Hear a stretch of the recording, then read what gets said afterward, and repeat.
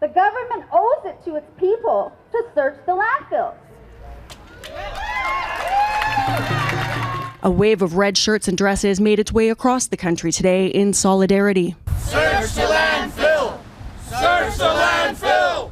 In July, Manitoba Premier Heather Stephenson said her Conservative government would not conduct a search for the remains of at least 3 murdered Indigenous women, saying it could take up to 3 years, cost up to $200 million, and it's too dangerous. But unions say that's not the case and came out today joining calls to look for the remains of Mercedes Myron, Morgan Harris, and an unidentified woman elders call Buffalo Woman. We have members that do hazardous work across the country.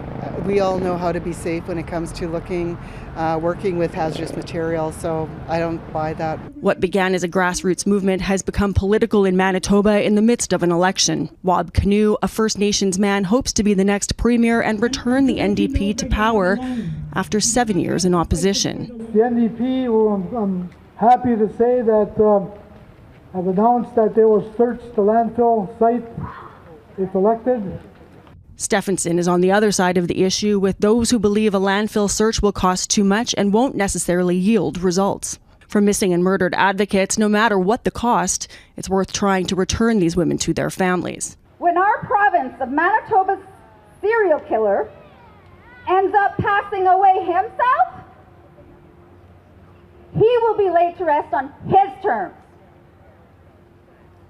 Those women don't get that. Today's action has sparked conversations that other landfills may also need to be searched in pursuit of justice for missing or murdered Indigenous women. They hope this movement ends in results.